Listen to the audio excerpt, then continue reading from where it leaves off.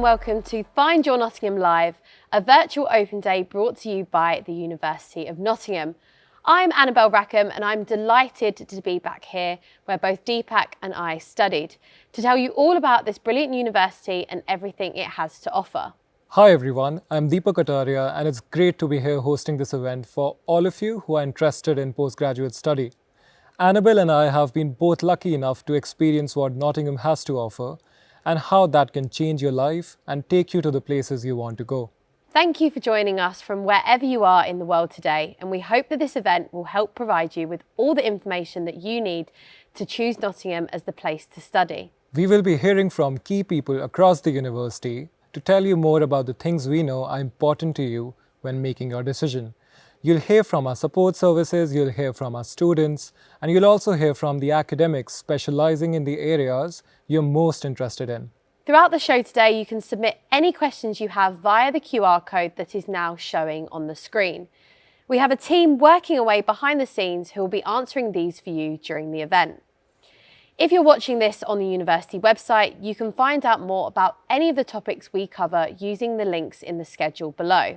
Before we welcome our first guests, our Vice-Chancellor, Professor Jane Norman, would like to welcome you to the event. Hello, I'm Professor Jane Norman, and it gives me enormous pleasure to welcome you to Find Your Nottingham Live here at the University of Nottingham. Wherever in the world you're tuning in from, we're delighted to have you with us here today. Thank you for taking the time to find out what makes Nottingham such a unique place for postgraduate study. We've designed this event with you in mind, so we hope you find it both informative and inspiring. Our institution is dedicated to academic excellence, world-leading research, and providing a transformative educational experience that will prepare you for the future. Our postgraduate courses are designed to unlock your full potential, propelling you towards your career goals. The skills and specialist knowledge you'll learn here will provide you with the perfect launchpad for whatever comes next. We're a member of the prestigious Russell Group of Universities and proud to be named a top 20 UK university in the latest QS World University Rankings. We also have a rich history of groundbreaking research. Nottingham is the birthplace of MRI, and the latest REF rankings placed us 7th in the UK for research power. If you ask me what's special about Nottingham, I'd have to say it's a vibrant, inclusive community we've created here, one that blends innovation with tradition. We're also a global university. We have campuses in China and Malaysia, while Nottingham itself is home to students from more than 150 countries. Our graduates are also highly sought after by leading companies worldwide. The 2024 High Flyers Graduate Market Report named us as the third most targeted UK university by the country's top employers. In fact, your success when you leave here is just as important to us as your time on campus. It's why our courses will equip you with the real-world skills, experiences and connections you need to get ahead. We also offer expert careers advice for life, meaning we'll be here whenever you need us. Here at Nottingham, you'll find beautiful, vibrant and diverse campuses, complete with cutting-edge facilities, all within easy reach of the historic city of Nottingham, a green city with a legendary past and a bright future. Choosing a university for your postgraduate study is a big decision, and we want you to know that you're not alone on this journey. Our dedicated staff are here to support you every step of the way. Today, you'll hear from our wonderful faculty members and current postgraduate students who will share their experiences and insights into life at the University of Nottingham. Although we may not be together in person, I encourage you to engage with us and ask any questions you may have. We want to ensure that you have a comprehensive understanding of what it means to be part of our community. As we begin today's event, I invite you to open your minds to the possibilities that await you here at Nottingham. We're excited to share our story and show you why we believe this is the right place for you to pursue your dreams. Thank you once again for joining us, and let's embark on this journey together. Enjoy the event. Today's event focuses on health, psychology and medicine. All the subjects included have been chosen because they complement each other as areas of interest or allow you to discover another relevant subject that you may not have considered before. There are so many options available to you, so it's always worth spending a bit of time to see what else might inspire you. Have a look at the schedule to see what's coming up. Remember to ask any questions you have using the QR code. We'll be right back with our first guests after this.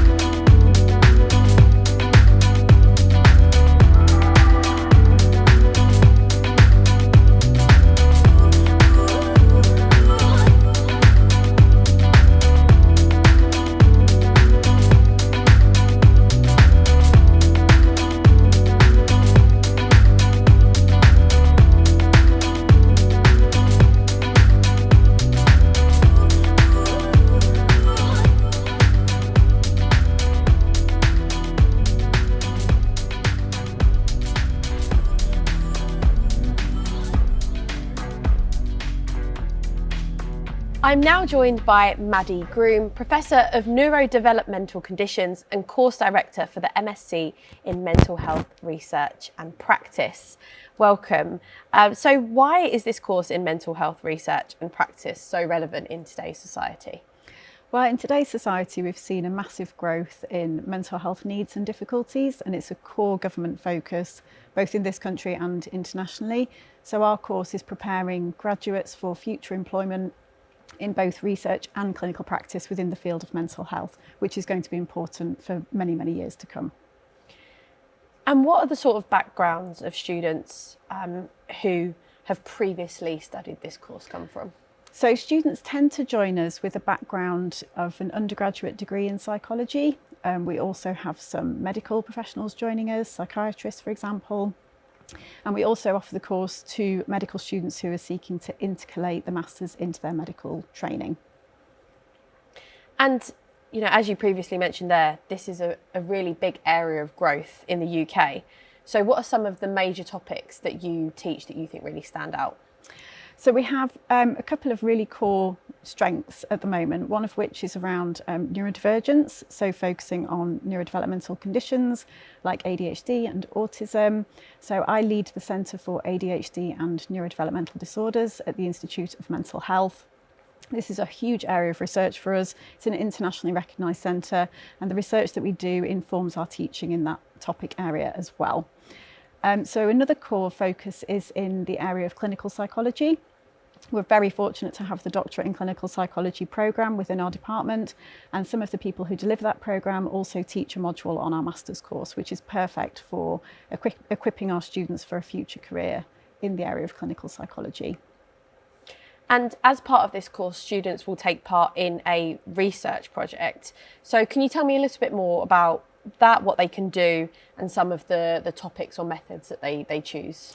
We have a really wide range of different topics for them to choose from. This includes neurodevelopmental conditions, ADHD, autism, Tourette syndrome, mental health conditions like low mood and anxiety, psychosis, self-harm. Basically, all the research areas of our staff are topics that we can offer research projects within. We also have a really wide range of methods expertise, including neuroimaging, cognitive psychology, and qualitative methodologies like interviews and focus groups, which enable people to get into the heart of mental health difficulties and how they impact people. We also have really strong focus on involving public and the patients in our research practice, and students learn about this focus as well across the master's course and also in their research projects.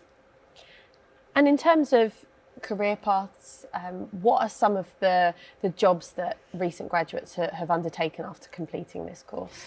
So most of our graduates, I think it's fair to say, want to go on to study the doctorate in clinical psychology. They aspire to be clinical psychologists in the future. That's a highly competitive programme to get onto. So the Masters helps to equip them for that and prepare them for future study in that area. And many of them go on to secure jobs as assistant psychologists or mental health support workers, all to try and gain that experience to move on into clinical psychology in the future. We also have quite a few graduates who want to complete a PhD, so they might take a research assistant position while they look for funding to do a PhD studentship, and lots of them manage to secure funding to stay with us to do a PhD as well. So lots of different avenues for people to go into, but I would say clinical psychology and a PhD by research are the two main focuses for our graduates. And as you say, this is, an area where research is so important, it's ever changing.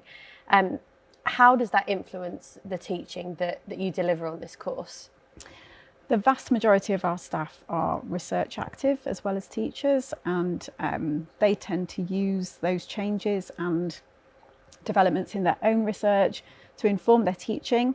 So we change our lecture slides every year and we make sure that everything is at the forefront of what's happening in the real world. And this course, if you have students coming from different parts of the world, how are they supported, and how can they really achieve on this course? So we really encourage international applications. We enjoy having international students join us. They bring a diversity and wealth of experience from their own countries as well. And what we tend to find is that over the years we've introduced additional teaching on global mental health into our programme, and students really value this. It helps them understand how things vary from country to country.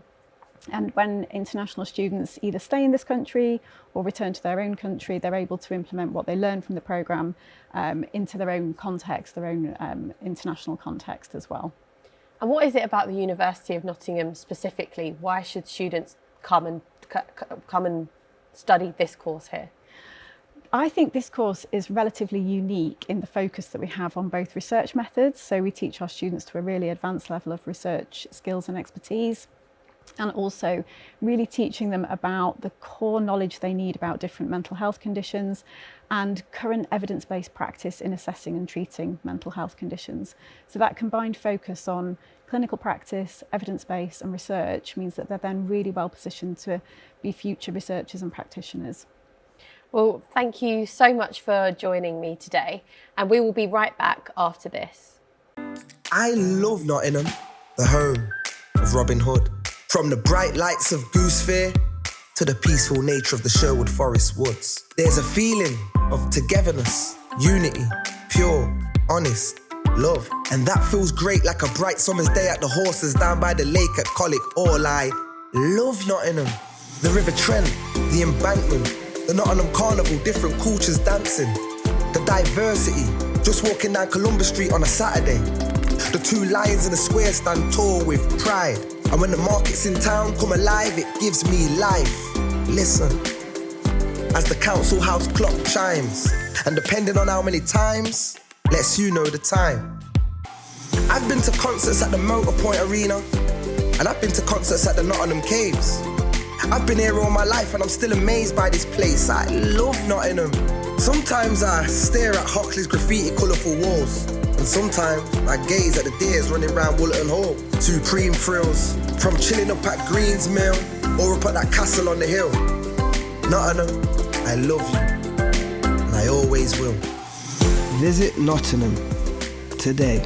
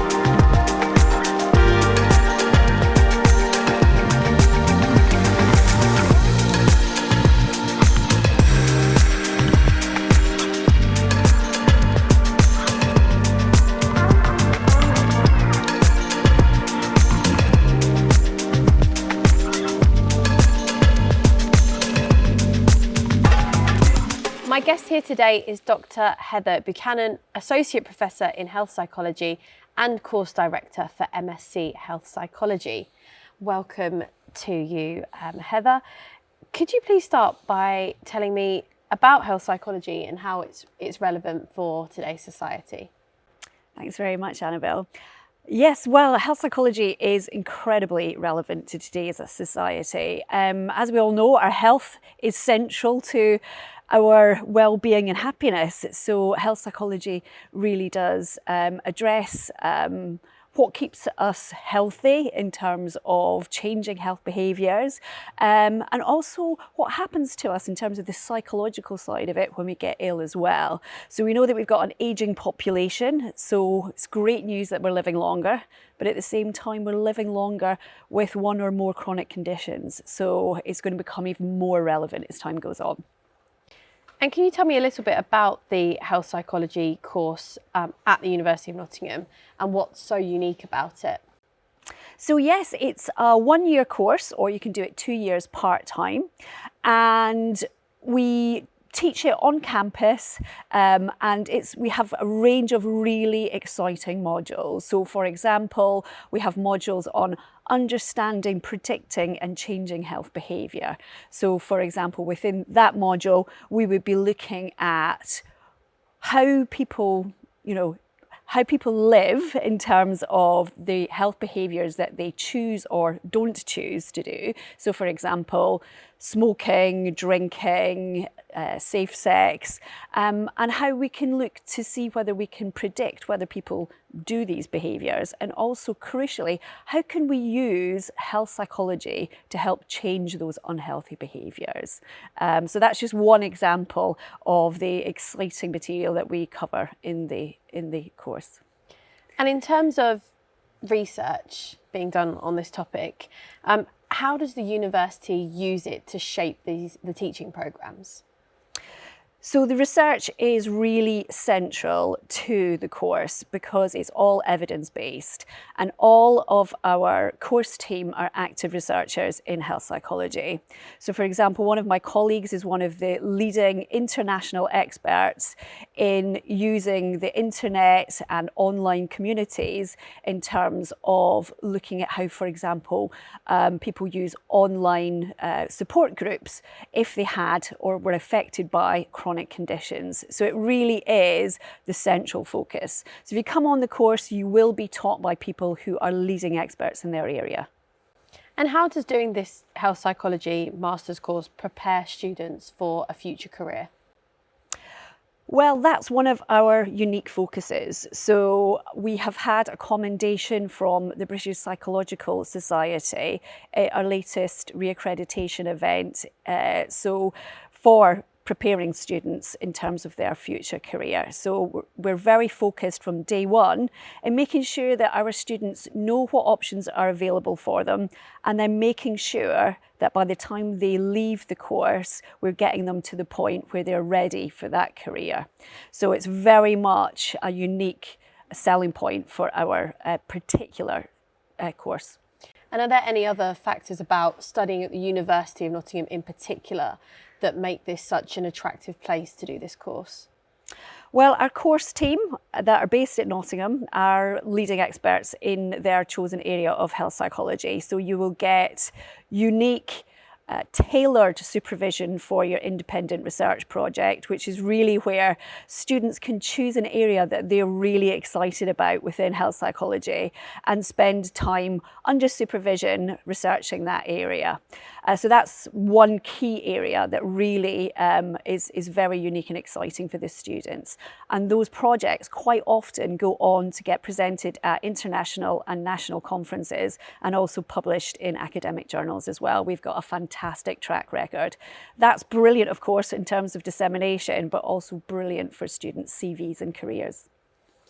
And in terms of alumni, they often come back to talk to current students who are on this course.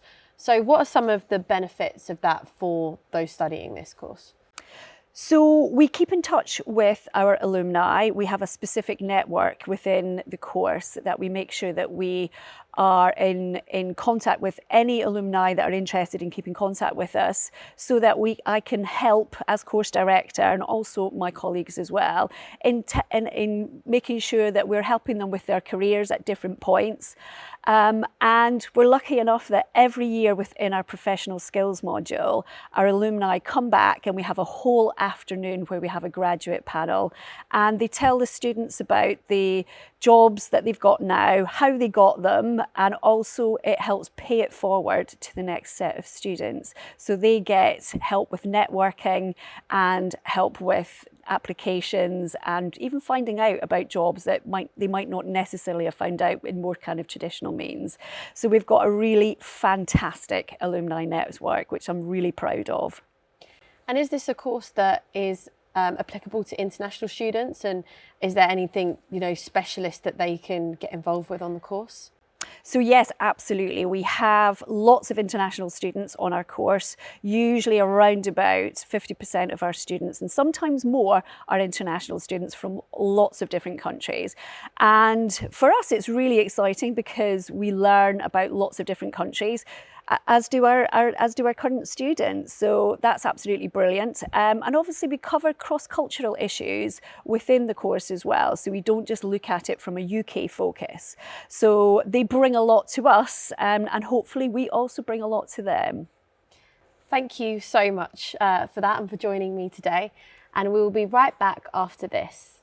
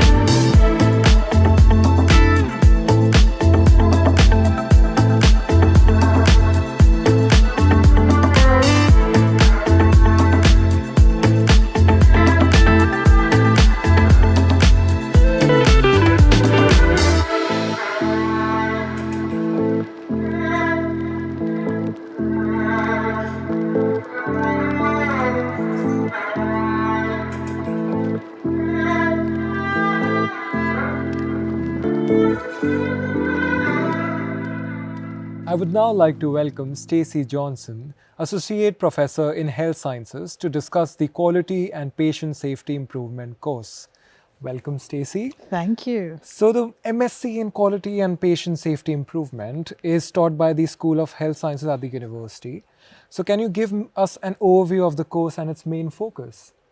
Yes, would love to. Obviously, I'm sure everybody says this, but it really is the best course.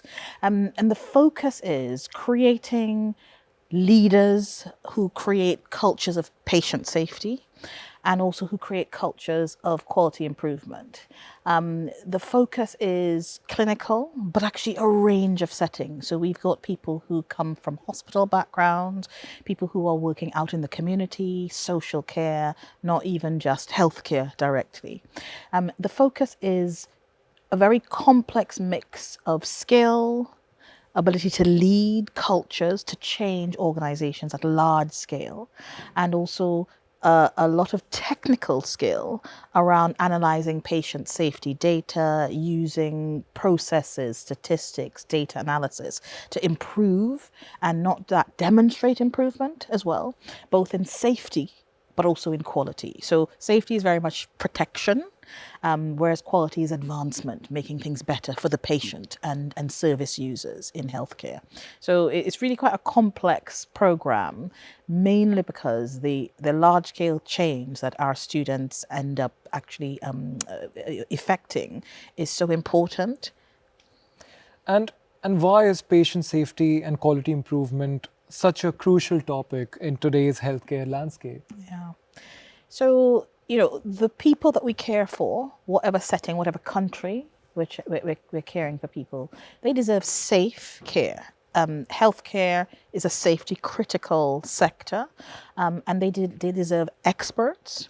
They deserve care that is person-centered, that is safe, that is cost-effective and good value for money, that is, the very best and most up-to-date, based on the most up-to-date research. But also, organizations deserve to be able to deliver healthcare that's efficient. And so that very complex combination of factors, you do need people who have done a program that allows them to pull together all of those different facets that deliver high quality, patient-centered, and really effective and efficient care. Not as easy as it sounds, because we know organizations and people are complex.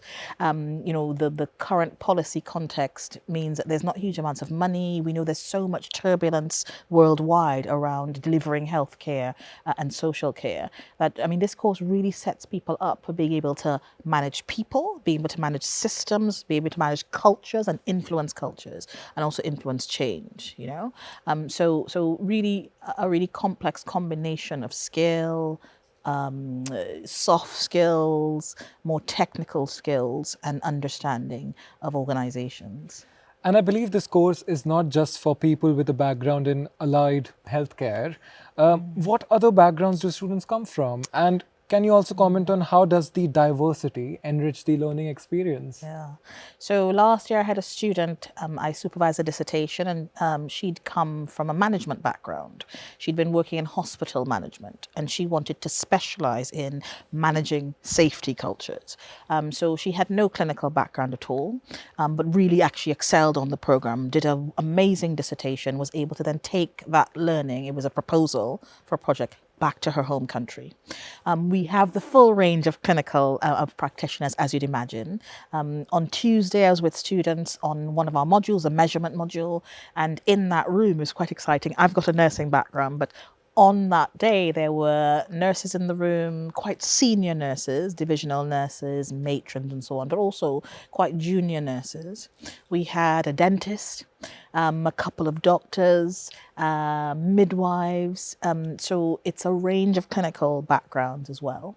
And of course, people who either have not really focused on safety improvement or quality improvement, they've been very clinical, who want to transition into that, but also people who are quite senior in safety improvement or quality improvement who just want a really high caliber qualification to go with that, So it's a huge range. And what that means is that some of the discussions in the classroom are just so rich. We've got people from the private sector, the public sector, and also one of the things that we all kind of agreed was we were now each other's network.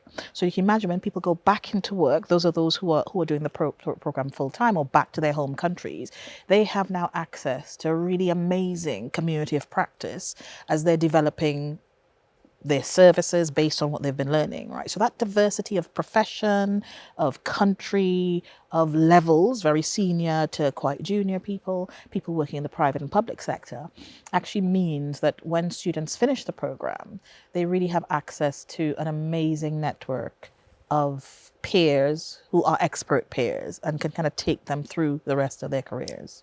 Great. And what was really interesting to me was this MSc is taught by professionals from different areas of the university, including the business school. Yes. So why is an interdisciplinary approach so important in patient safety and quality improvement? Yeah. It really is quite a unique program. And we have some of the teaching is from School of Health Sciences, from pharmacists, myself as a nurse, and some of that work is around leadership development, followership. How do you create great followers in a culture for safety, a culture for quality improvement? And not just improvement, but continuous improvement. We also have the business school because it's really important that the people who are trying to improve safety and quality understand organizations, understand organizational behavior. And so we have colleagues from the business school who contribute to the program. And of course, we need to get people who can understand the interaction between people and their environments, people and machines, people and alarms that can drive safety improvement. So we even have a whole module taught by the School of Engineering. It's a human factors module. How does the environment influence how people can do their work and can drive up safety cultures? In addition, one of the things I'm really proud of and really excited about, that we are very proud of, is the contribution from clinical partners.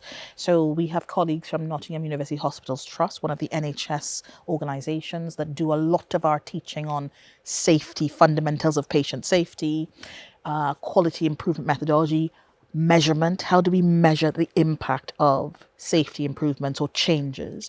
And so these are people who are live, currently doing real projects, and they're coming in to teach our students.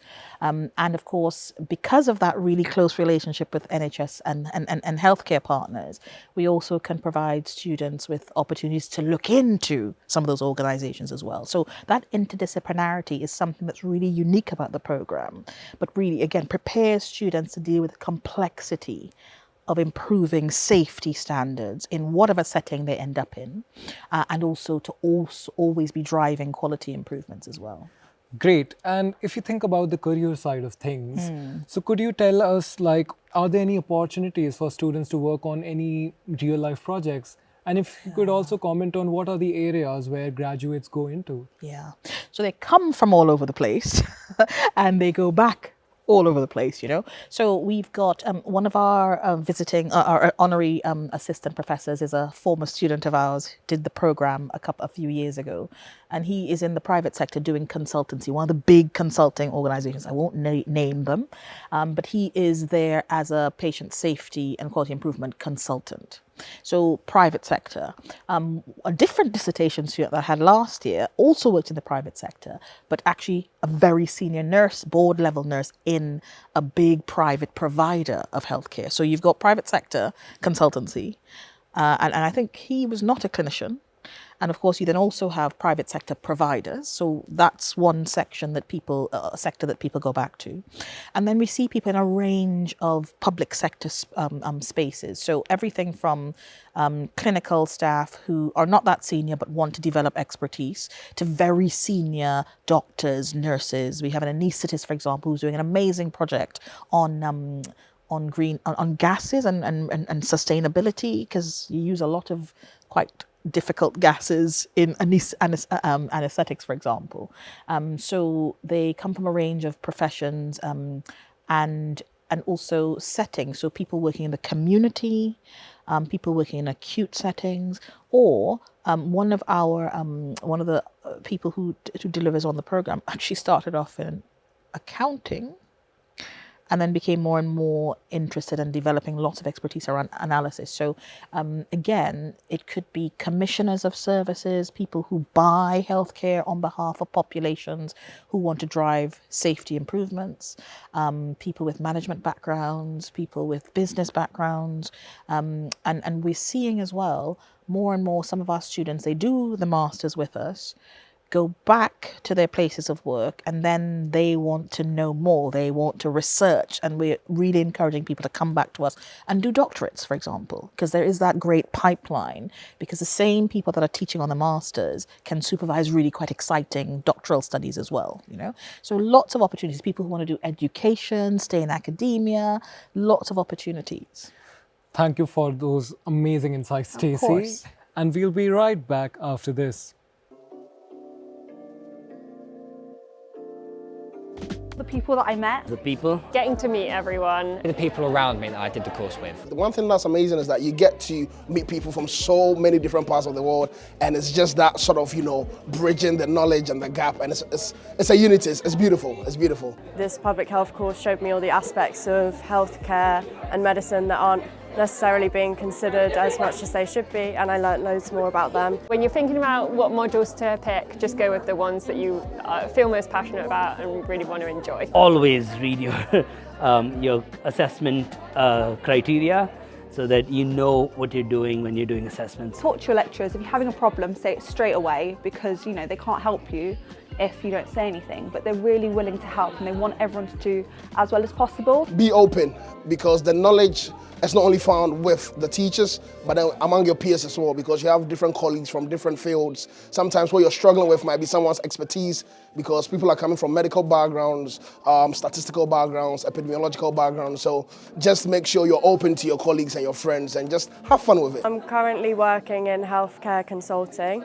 In like large infrastructure projects. I am already in the public health training program, so that's to become a public health consultant. I'm a specialty registrar in public health, so that means I'm trained to be a public health consultant, and that's how I ended up coming to the Masters. And I also now teach on the Masters course, so I'm an assistant professor here at the University of Nottingham, and I teach the Health and Society module on the MPH. So right now I'm gaining some experience as a community smoke-free advisor, hoping to get into, you know, the research and academic side of medicine. And so yeah, the future is bright, colourful, and I'm excited. While I was finishing my Masters, I got a job as a research assistant, so essentially like a paid internship.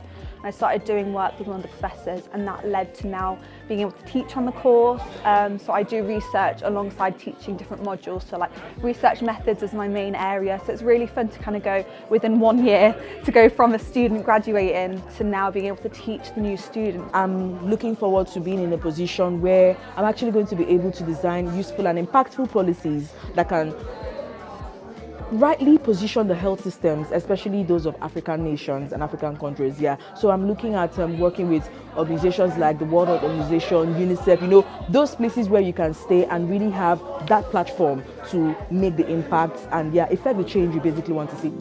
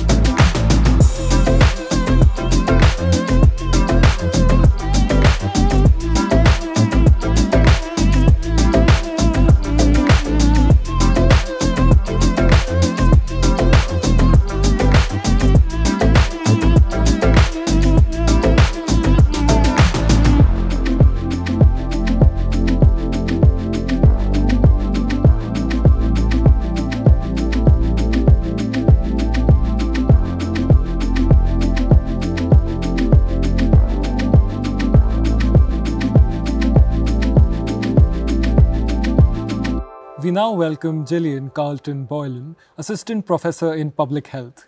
Gillian is here today to talk us through about the range of public health master's courses that the university offers and how to choose the right degree for you. Welcome, Gillian. So, to get started with our first question, we know that University of Nottingham offers 3 public health master's courses. So it's public health, global health, and public health, health research. So could you talk us through the main differences between them and what kind of student might be best suited for each? Well, public health is for anyone who's interested in the health at a population level. So with all our master's courses, students will gain the theoretical knowledge and the practical skills to be successful within the field of public health.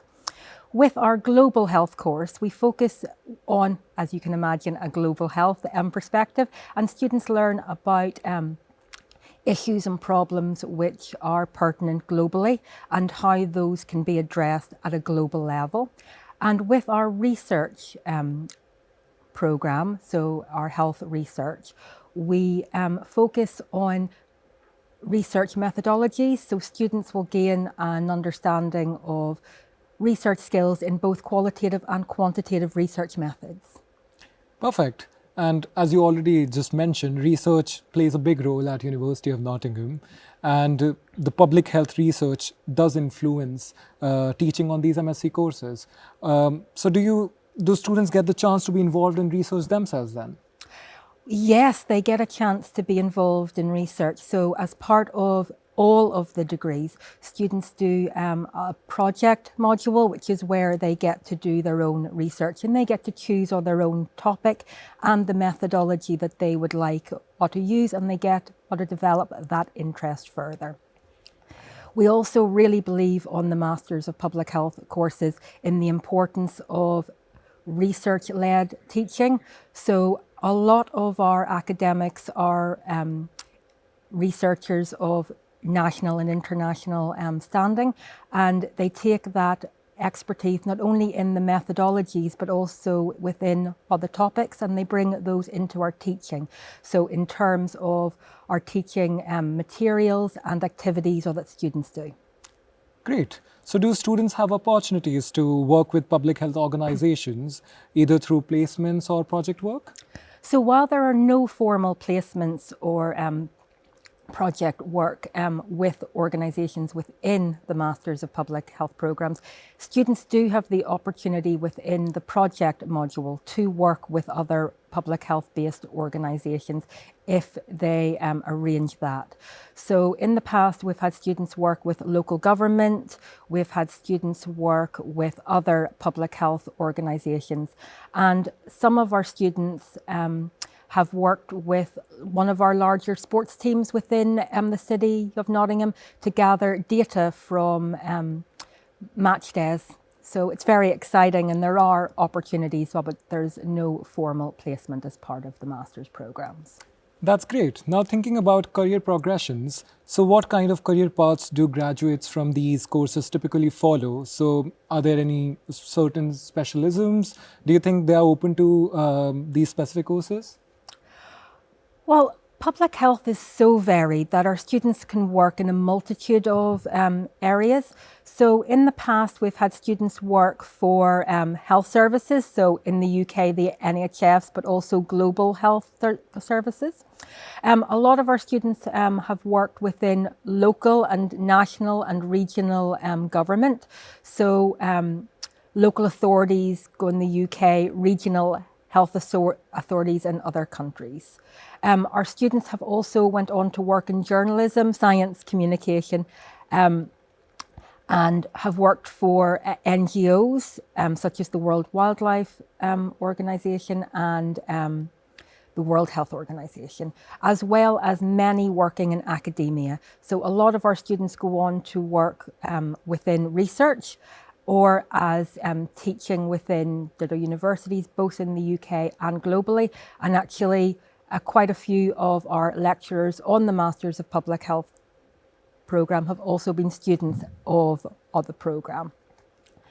And I believe we have 7 students over the past couple of years who've went on to do some work with us after they've graduated.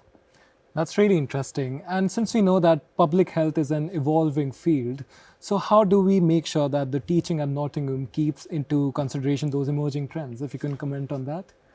Well, I think being very much research-led and evidence-based means that we are keeping up to date with what is happening both within the UK and globally, and that our students really benefit from that knowledge what we have. But we also have very good working relationships with our public health teams within Nottingham and further afield, as well as larger public health organisations. Great. And thinking about collaboration with organizations, I think I noticed something recently on LinkedIn about the work with John Lewis. So could you comment on that, please? Well, yes, as part of our innovative and creative curriculum, one of our modules offered the students to work with John Lewis, one of the UK's leading retailers, and students went into John Lewis in Nottingham, and their coursework was to devise a health promotion activity. So very, very exciting, something we're very proud of. That's really exciting. So I think you have covered a lot of points here. Is there anything else that you would like to add before we end this session?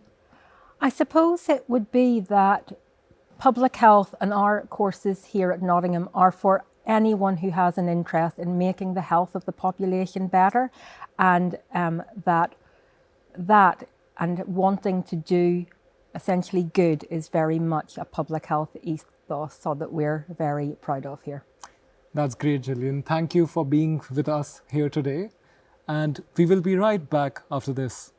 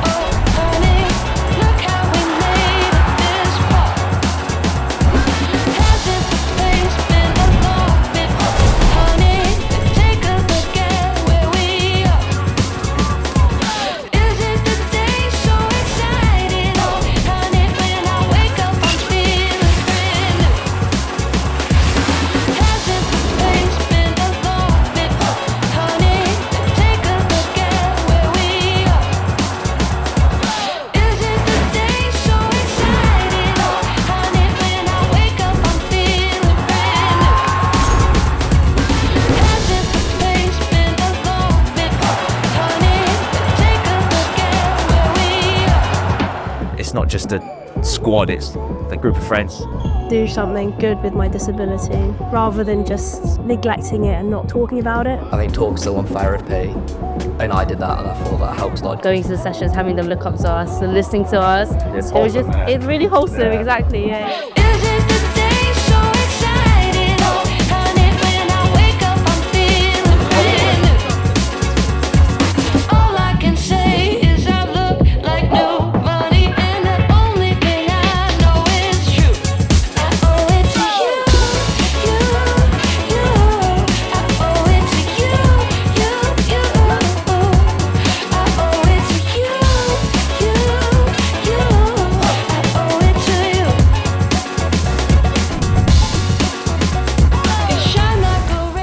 I haven't fully made it yet.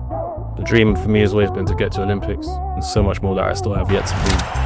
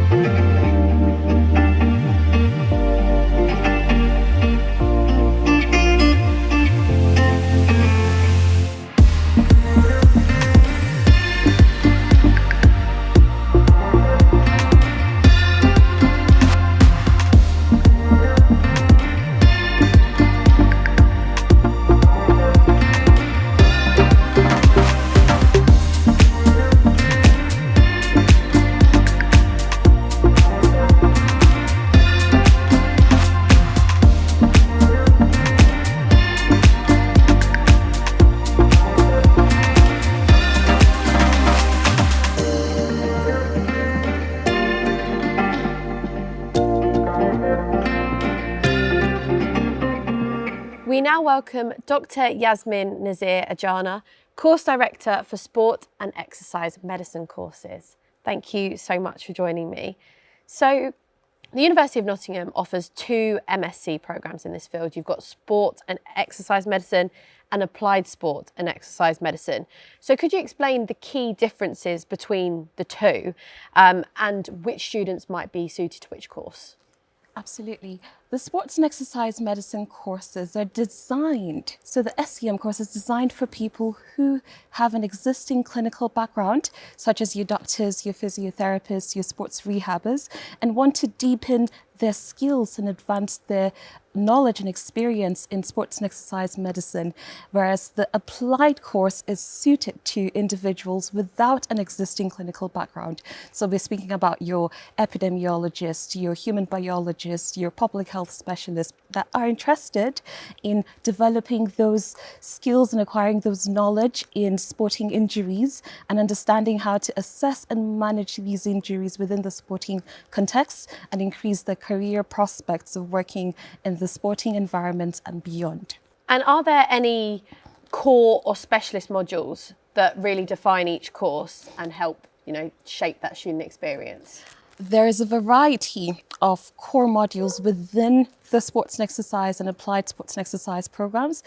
For example, we have the team medicine module that offers the experience of for students to have that pitch side experience where they get to witness injuries as they occur, manage them, understand what pre-hospital arrangements need to be made, how to design an emergency action plan, how to check that the equipments are available, what multidisciplinary healthcare team members are present within the environment before a game even begins, and how to correctly and in a structured fashion manage pitch side injuries as they occur on the pitch side.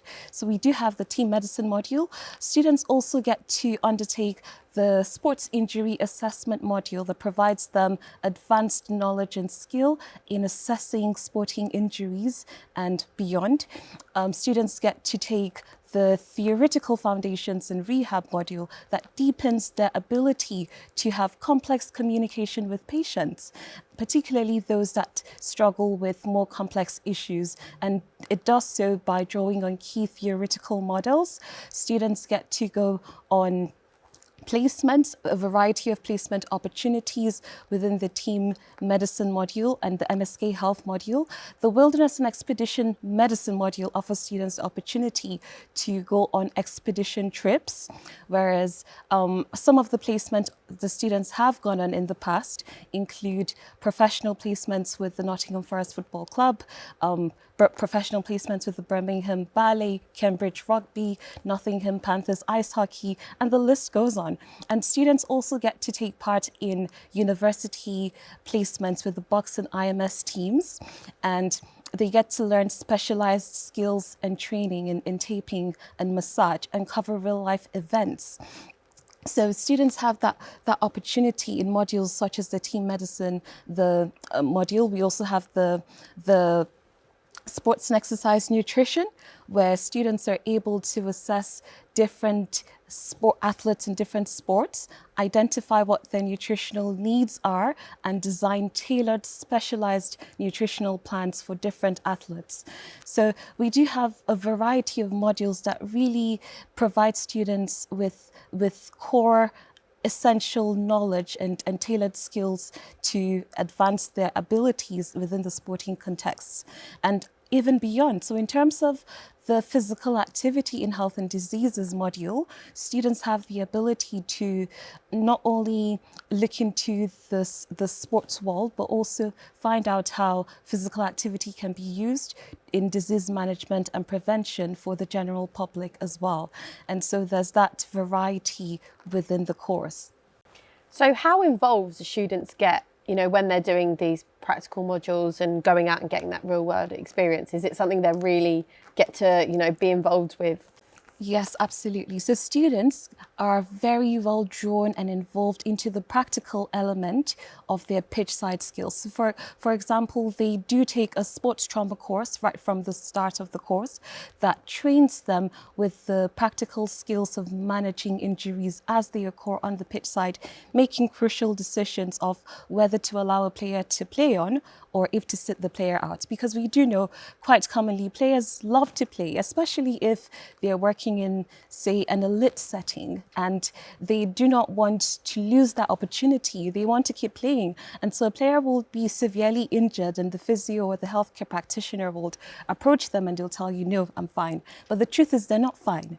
And so it's helping students to know when to assess such situations, make the quick decision, and be able to assess a player as well as the environment, and apply those skills in managing different types of injuries as they occur. So students really do have the opportunity to get hands-on with managing a variety of injuries. You have your concussions, fractures, anything from sprains and strains to your more complex sudden cardiac arrest. And so it's really teaching them what to do and how to approach these situations if they do occur. And where are some of the places that your recent graduates have gone on to work? Is it that there's, certain specialisms that they can go on and get involved with? Yes, our recent graduates have gone on to work in various settings, such as with professional clubs. So we do have graduates who currently work with a variety of professional sports clubs, but we also have our recent graduates who work in the private setting, own their own business in terms of sports clinics, and we have students who work within the NHS setting in terms of that clinical scenario, and students who go on to pursuing a PhD and working within the research environment. We have students who also work in academia. So the opportunities out there are within and beyond the sporting context. And what is it about the University of Nottingham that you would say is such a leader in this course and field? The University of Nottingham is a Russell Group top university when it comes to sports and exercise medicine. We've won the Sports University of the Year award twice, and we are the leading university when it comes to sports and exercise medicine. We offer students a variety of opportunities. Students not only get to have the theoretical knowledge of sporting injuries, but they get to attend a variety of real-life events and opportunities that expose them to environments where they will come across these cases and manage these conditions and represent that sporting community in an effective and efficient manner. Well, thank you so much for joining me today, and we will be right back after this.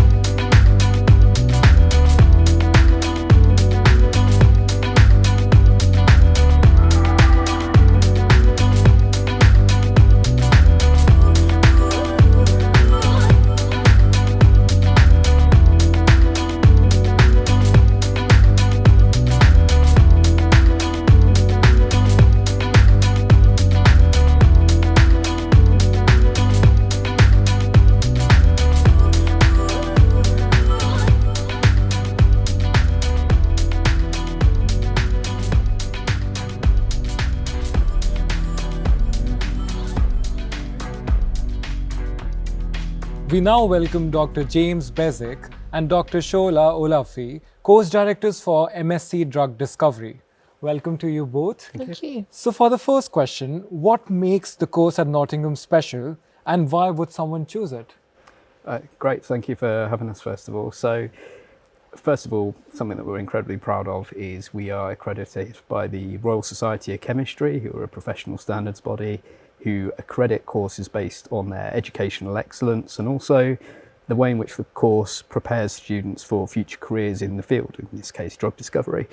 And we will say some things about the course today, but you don't just have to take our word for it, because when they came to visit us, they told us that the breadth and the depth of our course was excellent, and they basically accredited us with flying colours, saying that we are performing the course to the best standard that they could expect of us, which is, it's really important. That's a gold standard both for students who are thinking about applying to the course, because there is a mark of certification against that, which may help them decide on their course, but also it's useful for us because it tells us we're doing a good job, of course, but also allows us to attract the absolute best students, because they will see that mark and they will know that they will be getting the absolute best quality course. So first of all, that's something we're really proud of.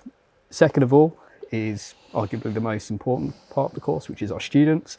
We get to welcome students from across the globe. So we've got diverse students from China, from India, from North and South America, Africa, Asia, and I'm running out of parts of the globe. And they've also got a diverse range of degrees that they come into the course with. So everything from biology and chemistry to things like pharmacy and traditional Chinese medicine. And it's always the highlight of the year in Welcome Week when I get to meet students for the first time and learn a bit more about them and their cultures and watch them develop and progress as they move through the course, which is always incredibly rewarding. And they play a really important role in our course. They have helped us to work to make the student experience as good as it could possibly be for them. So that's definitely one of the highlights. And a third is our fantastic staff team. Obviously you've got myself here, I represent the School of Pharmacy, Shola represents the School of Life Sciences, and so two separate schools from the university. And that's because drug discovery is such an interdisciplinary topic, so therefore it makes complete sense that students get taught by members of staff from different schools with different expertises. And these staff are experts in their field. They've won awards for excellence in teaching, including the prestigious Lord Deering Award that the university offers. And they're also experts in their field, publishing papers regularly at in the cutting edge drug discovery. So who better to teach students than the experts in the field, who are always going to be very enthusiastic about their chosen topic, and they'll be best placed to give students the best experience possible. That's great. And as you know, University of Nottingham is big on research. So how do students on the course benefit from the world-leading research here? Yeah, so students in our master's degree are uniquely positioned to benefit from our sort of world-leading research environment. And that's because we conduct research across various drug discovery disciplines, from pharmacology, medicinal chemistry, biomedical sciences, computational modelling. And we have faculty members who are involved in this sort of groundbreaking research. The students can work together with faculty members. They can learn from faculty members and take part in projects that are linked to ongoing research around cancer, respiratory diseases, cardiovascular diseases, immunology. So students have direct access to our body of world-leading scientists and researchers, academics who have always shown interest in making impact on our students' body. And apart from that, we have our MSc program gets input from industry colleagues as well. And this means that our students have opportunity to learn from people who are actually on the ground in industry doing the research that leads to discovery of several drugs. They can get inputs from those people directly. So there are several ways that we can offer excellent sort of research experience for our students. I think you have covered some great point on real life application. And can you also highlight some of the topics covered on the course and the approach to teaching? Yeah, sure. So I'm a teaching focused member of staff first and foremost, so the topics that we cover are really important to me. Drug discovery is fascinating, first of all, and it covers such a variety of disciplines from start to finish, right the way from deciding on a particular target, a protein target or a particular enzyme that you think might be useful to target therapeutically, through to actually identifying perhaps a small molecule that could target that and maybe be the starting point for something called lead optimization, which is where you take a starting point of a molecule and you try and improve it for it to eventually, if you are very lucky indeed, to become a candidate drug and go into clinical trials. And that process of lead optimization really ties in multiple themes that we teach throughout the course. The key themes of pharmacodynamics, or PD, which is essentially what the drug does to the body, the effects that the drug has. Pharmacokinetics, which is PK, which is what the body does to the drug. So once you take the drug, does it get to where it needs to be? How is it metabolized? How is it excreted from the body? And are there any potential toxicity issues? And we can modulate that by essentially changes on the molecular scale to functional groups and atoms that can, individual changes can have a real impact on these particular properties. And we explore that through something called structure-activity relationships, how the structure affects the activity. And that is the basis of a lot of medicinal chemistry. In terms of how we teach that, we've got a fantastic range of different teaching styles. Everyone learns in different ways. So we've got some opportunities for small group teaching, including case studies, workshops, excellent support plan of tutorials as well on a one-to-one basis with academic members of staff. But the highlight often for students is the practical elements, to actually get their hands on learning the theory in the lectures and the case studies, but actually to put that theory into practice in the lab is always very rewarding. And again, I do enjoy my time in the lab watching students actually putting into practice what they've already learned. We have some quite open-ended problem solving in the lab sometimes as well, which allows them to not just do as they were told, but to actually put some thought into it and do some problem solving themselves in the lab sessions, which is again always really rewarding to see. So overall, we've got a range of teaching styles across the fascinating topics of drug discovery, from hopefully target identification all the way through to candidate drug nomination. I think that practical element really supports with the career progressions as well. Absolutely. Yeah, it's what industry would expect students to have after graduating with MSc Drug Discovery, is that hands-on experience. And what careers do graduates from the course go into? If you can comment on that. Oh yes, so our students end up in quite successful careers in different aspects of drug discovery. For example, we've had our graduates go on to work as research scientists, pharmaceutical scientists, clinical trial coordinators, protein scientists in a range of industries, for example, Merck, Sandoz, or even the bigger contract research organisation like the one we had just down the road here in Signature, and other ones like Pharmaron, Famidex. So there's a wide range of potential destinations for our students, and many of them have ended up building successful careers in those places. Apart from that, we also lay a very strong foundation for our students who might want to go on to do academic careers. So many of our students have gone on to do PhDs, gone on to do postdoctoral research as well. So we have a good track record for produce an excellent career-driven graduates who end up doing very well, at the end of their stay here in Nottingham. I think you both have covered great insights here. Is there anything else you would like to add? Yeah, all I would say is that we always welcome any inquiries from students. If you're not sure that the course is for you, or you're a little bit worried about certain things, maybe you don't think you have the necessary background, then both myself and Shola are both completely open to receiving emails. I'm sure you can find the relevant information on the website, but any inquiries about the course, we really welcome that, because essentially if you're interested in drug discovery, then we'd love to have you here at the University of Nottingham. Thank you so much for all these amazing insights, and we'll be right back after this.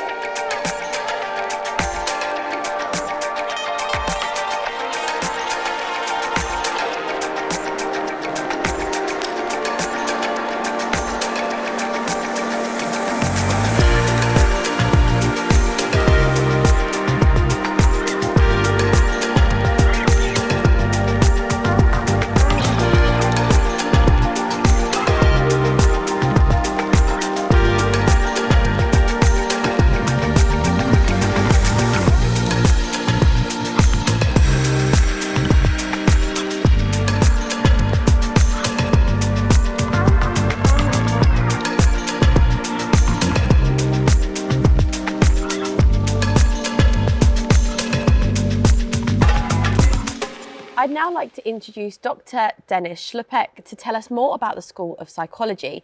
And we're also joined by Tian Wu, who is currently studying on the MSc Developmental Disorders course. So welcome to you both. Dennis, I'll start with you. So can you start by telling me about your area of research and what it was that inspired you to pursue it?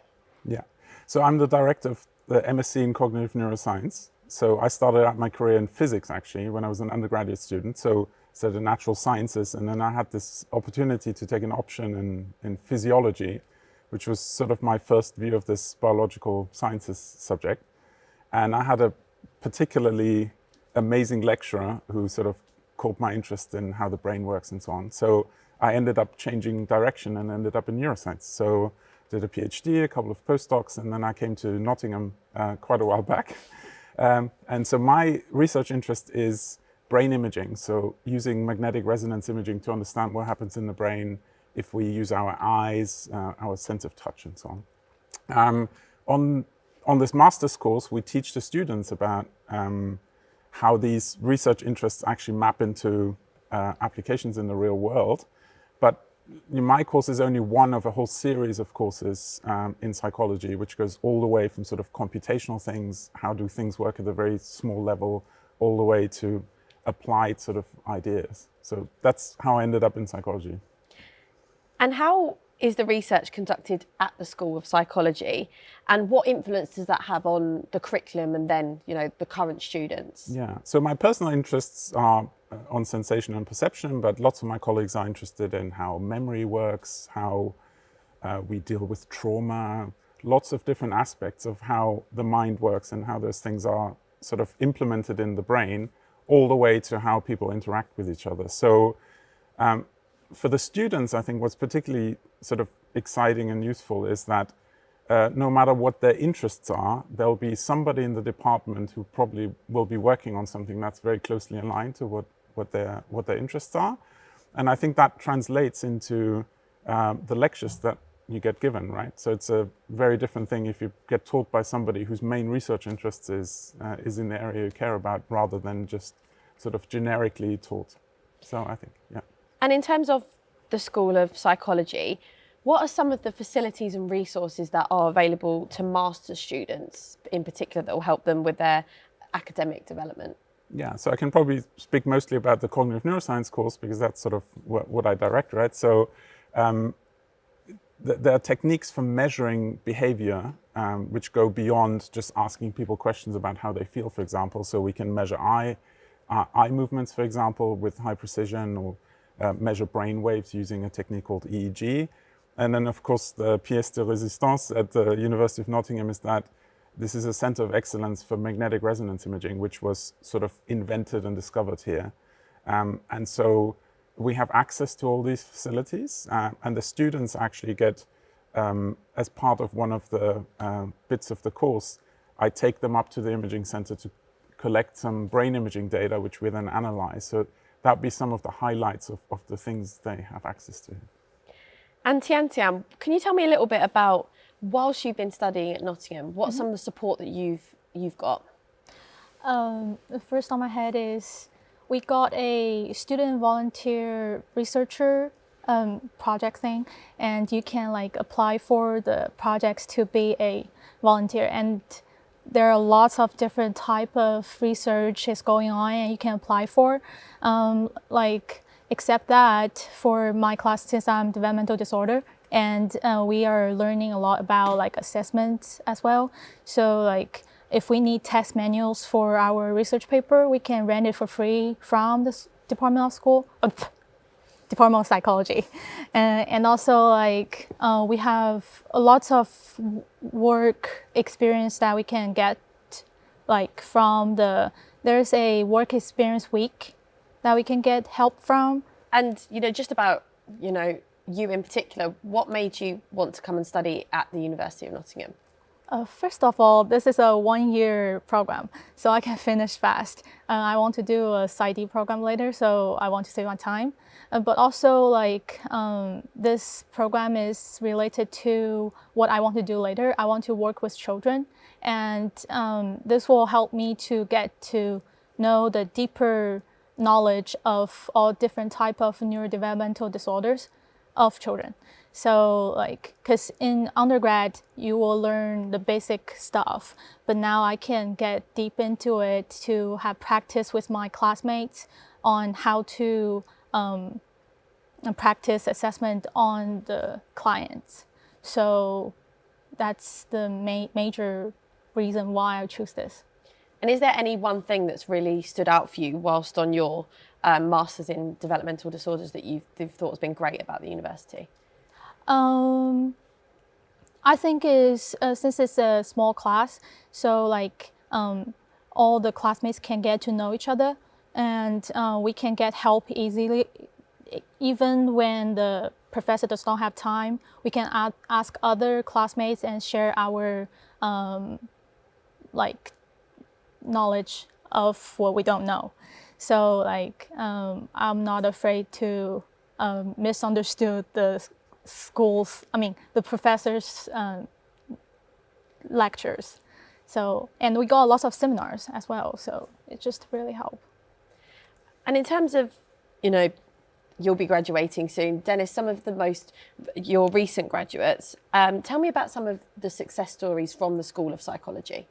So I think that the Masters in Cognitive Neuroscience and lots of the other courses prepare you quite well for going on maybe in a research career. So in Cognitive Neuroscience, one of the big things is going on to do a PhD, maybe in one of the disciplines that's close by.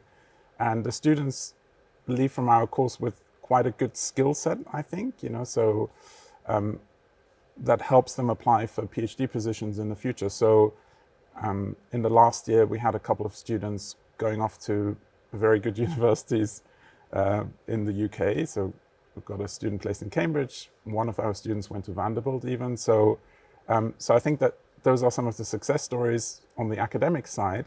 But it's been quite interesting to see as well that some students end up going in a slightly different direction. So maybe having learned a little bit about data science, there's also careers in other non-academic disciplines that, you know, this course might prepare you well for.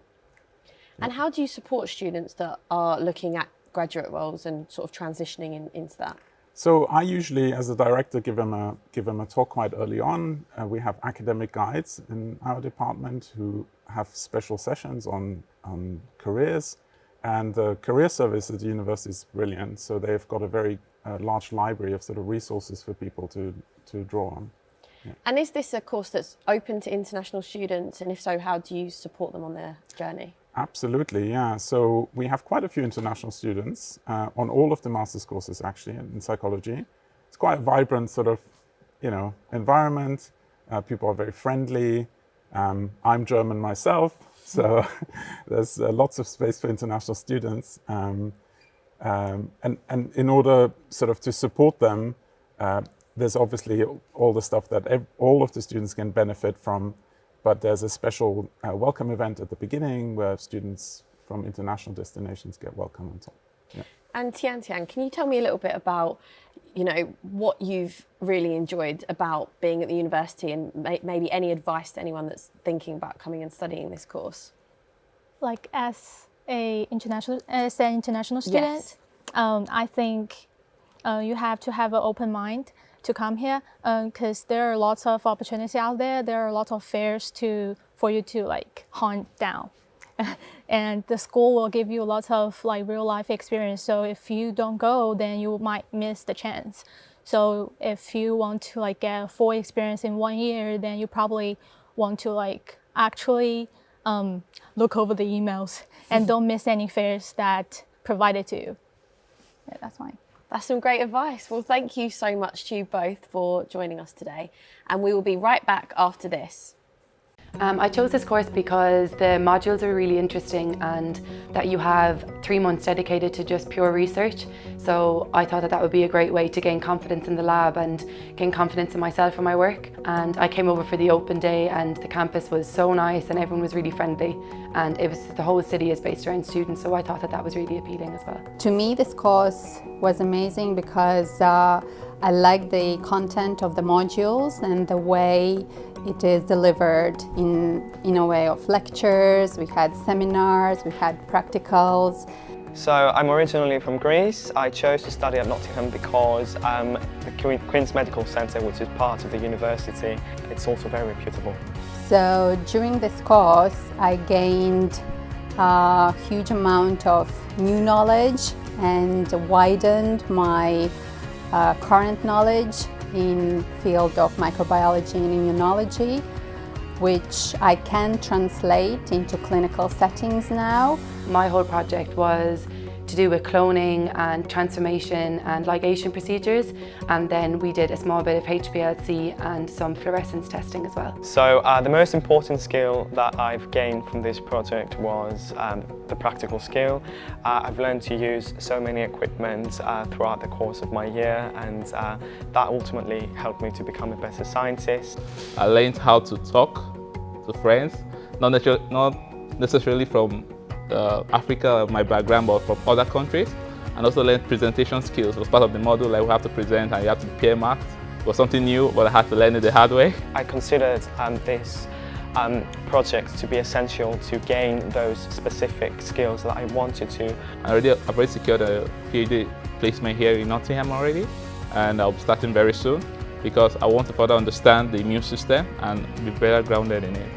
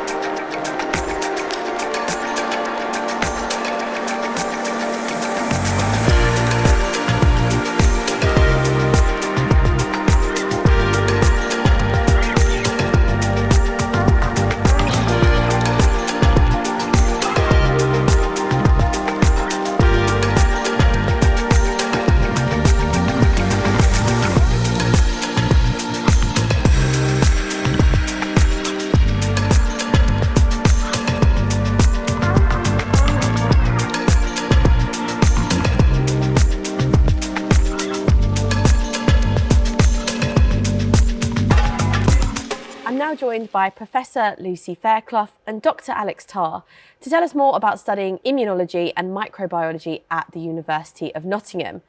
Welcome to you both. So the School of Life Sciences teaches 3 different courses. You've got immunology, immunotherapeutics, microbiology and immunology, and clinical and molecular microbiology. So what are the similarities and differences between these courses? Okay, so immunology and immunotherapeutics, the main focus of that course is to understand the immune system, how the immune system works in health and disease. Whereas for microbiology and immunology, there's a focus also there on what the pathogens are that lead to disease. So you look at both the immune system and the pathogens that drive any immune responses. Yes, whereas the clinical and molecular microbiology course is much more focused on the pathogens themselves, how they replicate, how they cause disease, pathogenesis, and then how we can generate new therapies and treatments to combat them. I think for students it can be quite difficult to understand which course to choose. So the immunology one, like I say, it's got some unique modules, but it's also got some shared modules with the immunology and microbiology course. So yeah. And what is the type of student background that is best suited to studying one of these courses? So for the immunology and immunotherapeutics, best background is somebody that's really done a little bit of immunology in their undergraduate degree, but wants to learn a little bit more about how the immune system functions. For microbiology and immunology, again, it's someone that's had a little bit of experience with pathogens that drive disease and a little bit of knowledge with immunology, but again, want to learn a much more in-depth understanding of the topic areas. Yes, and similar for the clinical molecular microbiology course, we get people who've done undergraduate courses in microbiology who are developing their understanding. We also get people who want to progress their careers because it's an accredited course and it allows people to develop be promoted at work. So we do get some more, get students who are maybe a little bit older, who are working in a microbiology environment. And how can students best align their career goals to which course they take? Yeah, so again, for immunology and immunotherapeutics, it's students that maybe want to go on to do some further career within immunology. So something to do with, I don't know, let's use a few examples, understanding how allergies occur or how you might get autoimmune diseases. Whereas for the microbiology and immunology, it's more a career thinking about how the pathogens interact with the immune system and thinking about careers more in that area. Yeah, and we get a lot of students that want to go and do research degrees, do PhDs, further study. And these 3 courses together give you a good grounding to then go on and do a PhD or an MRes maybe and do further study. And how can students benefit from what's on offer at the University of Nottingham in terms of the world-leading research? Yeah, so all of the academics that teach on all the 3 courses are academic leads. They do research in their own right, so they have active research groups. And so a lot of the teaching that we do on all of the 3 courses are very much driven by the research that's undertaken at Nottingham. So yeah, it's all courses are influenced by the fact that all of them are taught by world-leading scientists. That's really a strength of all the courses because we have real research active academic staff. We've had staff, particularly in my area in clinical molecular microbiology. We have staff who work in virology, work on COVID-19 for instance, work on antimicrobial resistance. These are very hot topics, and so we've got active researchers who also contribute to these courses as well as teaching on undergraduate courses as well. Let's talk about research projects and dissertations. What are the sort of things that students can undertake whilst on these courses? Yeah, so that's the great thing about doing a master's. So there's a few benefits to doing a master's. You get that high level of education with taught courses, but then you also get the opportunity to do a 60 credit research module. And so the research module is brilliant because they get to work in an active research laboratory on a topic that they're most interested in and that aligns with the course that the course that they're involved in. Yeah. And so there's a wide range of different topics that they can do their project in. So in clinical molecular microbiology, they can also do practical sessions. We have a practical course. They might do diagnostic microbiology. They might get the specialist training required, particularly for those accreditation requirements for the course. And actually, can I just add to that? Sorry, it's true for all of the courses actually. So all of them do some research skills training, which are actually taught modules. So again, there's lots of exposure to do research and have, a greater understanding of what it is to do scientific research in these areas. And the opportunity to do self-directed research as well, to lead on a small project to start with. And do you have any recent examples of some of the research projects that your students have been working on? Yeah, so I can just give an example from my own lab, I guess. So our research interest is understanding how e-cigarettes drive immune responses. So the students in the lab made their e-cigarette preparation, exposed it to epithelial cells, and we looked at downstream immune responses. So yeah, they get all sorts of really cutting edge research opportunities. Yeah, and we have a large research program looking at vaccines. So we've had students that are analysing the properties of vaccines and how well they might elicit an immune response for virus infections like HIV or for hepatitis C. And in terms of, you kind of mentioned it there, that this is a course, these are courses that are also practical. So can you outline a little bit more in terms of perhaps lab work or collaboration and, collaborative working that goes on these courses? I can certainly talk about the practical courses that we run, so that we do a wide range of different experiments, including reverse transcription PCR, these very complex molecular tests, immunology tests, ELISAs and flow cytometry is a particular specialism within the school. And so they're doing quite high level advanced laboratory hands-on practicals, and then they use that experience in their research projects to apply to whatever question they're going to be looking at for the 60 credit module. Yeah, and just to add to the flow cytometry, so at Nottingham we're really lucky, we've got one of the best flow cytometry facilities in the region, so there's access to some really amazing cutting edge technologies that the students can actually get hands-on experience whilst they're doing these master's courses. And how do you help students as they look at their graduate opportunities, and what are some of the things that you can do to help them decide where they're going to go after their courses? Yeah, so for all of the courses, we run a careers day specifically for our postgraduate taught students. So it gives them opportunities to talk to local businesses, people that have taken different careers in science. Obviously, there's lots of options to do different careers in science after doing a postgraduate taught course. So we do career days, and we also, we are also really approachable academics. We love to talk about the science and the research that we're doing. So we're always really happy to talk to students about what career options are available to them at the end of the courses. And we have an excellent excellent careers team, support team as well, centrally from the university, with some of the team specifically looking at PGT students. So that support is there more broadly as well. And can you share any examples of where your recent graduates have gone to, what they're up to now? Yeah, so quite a few of our students go on to do PhDs. So it's a further 3 or 4 years of study, self-directed research. Other students go on to do things like modernising scientific careers, so working in the NHS. Some go out of science and decide that science isn't for them, and they, take other career options. Other students can go into companies to help, become a technician in a company, etc. Yeah, we've had technical specialists roles that they've gone into. I've had some international students that have gone back to their home country and set up their own laboratories. We've had some students who go to the World Health Organization and work for screening laboratories. But we have a broad range. Not all, as Lucy says, not all the students go into immunology and microbiology. The skills they gain through doing the course can be used very broadly. Yeah. And I was just going to ask you there about international students. Do you get a lot on the course? How do you integrate them into the programme? Yeah, I like to think that we integrate all of our students very well. We have a really thriving community. It's very multinational, and we have students currently studying from Africa and from Asia and South America, Central America. And I think we do a good job of integrating everyone's expectations of the course. It's a very lively set of courses. Yeah, and the students very much work together. They've often set up their own WhatsApp groups so they can communicate with each other to make sure that they've all got the support that they need to make sure that they can be successful whilst they're in Nottingham. Well, thank you so much to you both for joining me today. We'll be right back after this.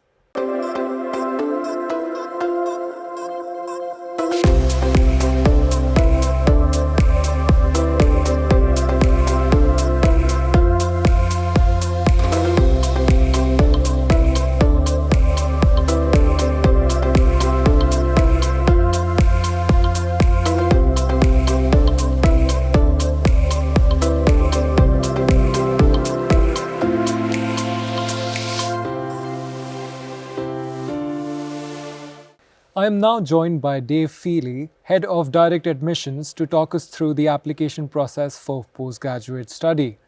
Welcome, Dave. Thank you. So, as we know, for most people applying to undergraduate courses, they can get advice from their schools or UCAS about the process.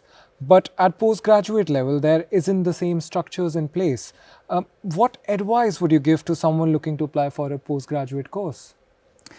First of all, I would try and think about what you're trying to get out of your postgraduate course. Whether you're looking for career progression, in which case, which course is going to provide that for you.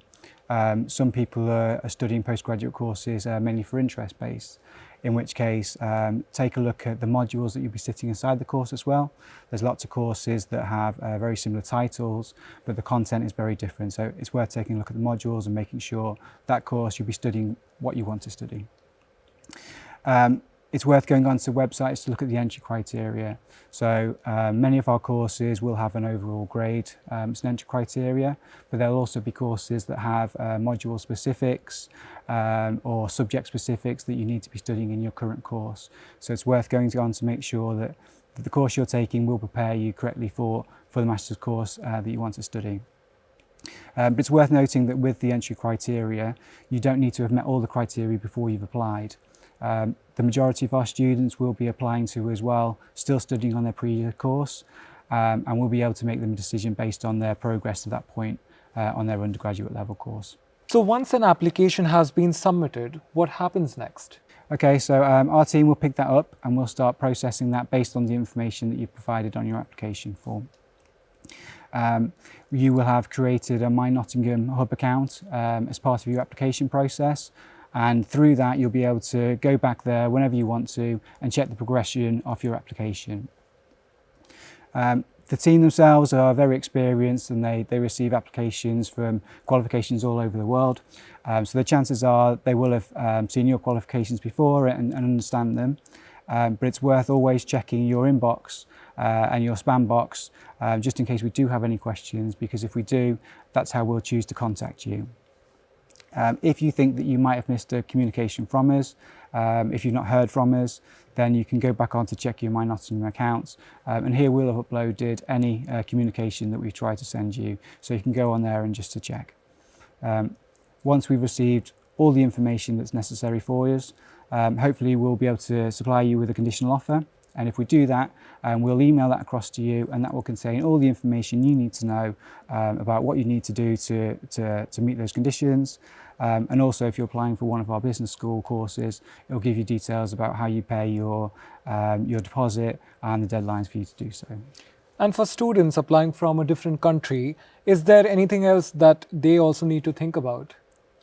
Yeah, so students applying from different countries, you can either choose to apply independently, or many of them choose to apply using an agent. It's completely personal preference, and it's up to your own circumstances. When you're applying from overseas, you might want to look at what funding is available, and you'll be able to look at this by going onto our website, where we'll list all our different scholarships that are available to you. But we won't just list our own as well. You can go on there and check external scholarships that are available, and there'll also be some search tools as well, so you can independently go away and research what might be the best option for you. There's a few other things that you need to consider. Some courses require ATAS for international students. If your course is one of those, once you've accepted our offer, we'll provide you with all the details and all the steps that you need to take to get your ATAS granted. But I would say it's important to start that process as early as possible. Sometimes that can take a while to come through, and we wouldn't be able to issue you with your CAS until you've had your ATAS granted.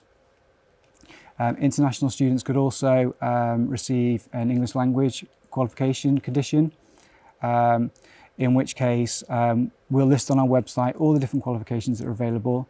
There's lots of different ones that we accept, and it'll also give you advice on what grade you need to achieve to meet that condition of your offer. Yeah. Perfect. And if you think about results, so what should applicants do when they have just received their results? So once you've received your results, it's important to get them to us as early as possible. Even if you haven't met the conditions of your offer, we would ask you to upload them and get them to us. There are circumstances when people who haven't fully met the conditions of their offer can still be accepted, but we won't know that's the case unless you provide us with your results. To provide the results, you go to your My Nottingham account and you'll upload them. We'll ask you to provide a good quality scan, or if it's not in its original form, we would ask for a colour certified copy, and that's translated into English if not in its original form. If you have multiple conditions that are outstanding with your account, I'd also recommend not waiting until you have completed them all and uploading them together. Do that as and when you complete them, and that will just help smooth the process through. And if I'm correct, like postgraduate research applications can have a few differences. Could you tell us more about those? Yeah, so for postgraduate talk courses, mostly they'll start in the autumn. With research courses, you'll find that quite a few of them will have start dates throughout the year. If you're in a position where you might want to start earlier or later, then have a look at the course start dates and see what's available for you to apply to. One of the biggest differences with research courses is the research proposal or the research topic, and finding a supervisor that matches that research before you put through an application. If you go on our website, you can find all our different academics, research topics and research areas, and you can find out which one that matches you. And lots of our applicants will choose to contact them or email them in advance to talk through whether they have capacity to take on extra researchers or to talk through their proposal before they submit their application. If you know what funding that you're going to have at that point, it's also a good idea to include that, because researchers do have a small capacity, so any extra information that you can give them is beneficial to that process. You will also find that some supervisors will advertise studentships on our website. If you're applying for these, they have different application processes to a normal postgraduate research application. So it's worth just taking time to go through that process and make sure you understand it and do everything that you need to do. And other research opportunities or other funding opportunities, you might want to look at different research councils, and again they'll have their own application processes.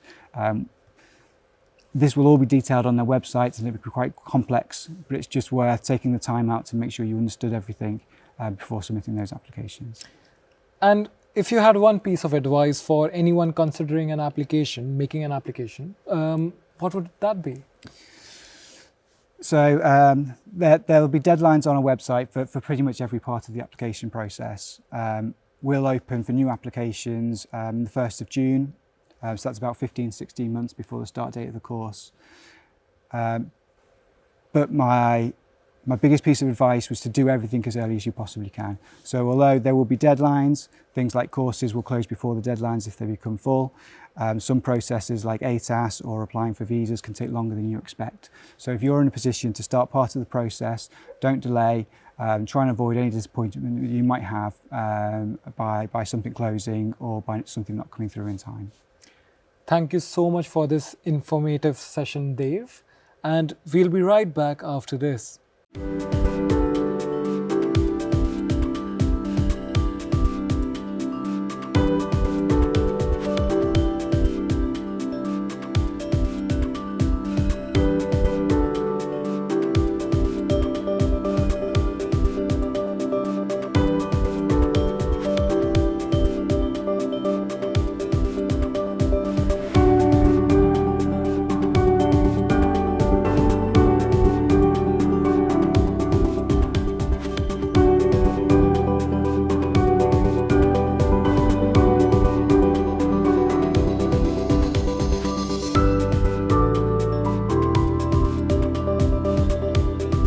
Now welcome Teresa Cochrane from the Careers and Employability Service, who'll be talking us through the support available to postgraduate students to help them with the next step in their careers.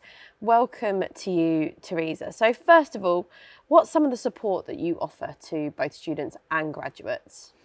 So we are a really well-resourced team overall, the Careers and Employability Service. We have about 80 staff members supporting our students. So within that, we can offer a range of support. If students don't know what they want to do, they can come and see us. We can help them with diagnostic tools to help them to figure out their personality styles, their preferences, their interest areas. And from that, we can help them to direct them into the careers that might suit them. We also offer a range of appointments that students can book into, whether that's online or in person. And that will help us to kind of talk to students about the things that might support them in their chosen career. So if they don't know what they want to do, we can help them work that out. If they really have a clear idea, we can help to point them to some of the resources, events and extracurricular activities that might help them. In addition to that, we have lots of support in terms of our events. So our students can book onto employer events where they can meet employers, network with them, find out about the industries that they're interested in. We also offer support in terms of workshops from our career development staff. So if you are struggling perhaps in interview skills or with making applications, we can talk you through how to do that in the most effective way. And in addition to that, we have support resources that can help with all aspects of the recruitment process. So from interview skills, CVs, employer testing, we even have AI-driven CV review software that our students can use. And does the university help students connect with potential employers? Yes. So if you are a postgraduate student or maybe an international student, you might have been to careers fairs in overseas universities. It works slightly differently in the UK. We have a range of careers fairs that our students can attend. It won't be a process of offering our students jobs on the spot like it might be in campus recruitment overseas. I know that takes place in China and India.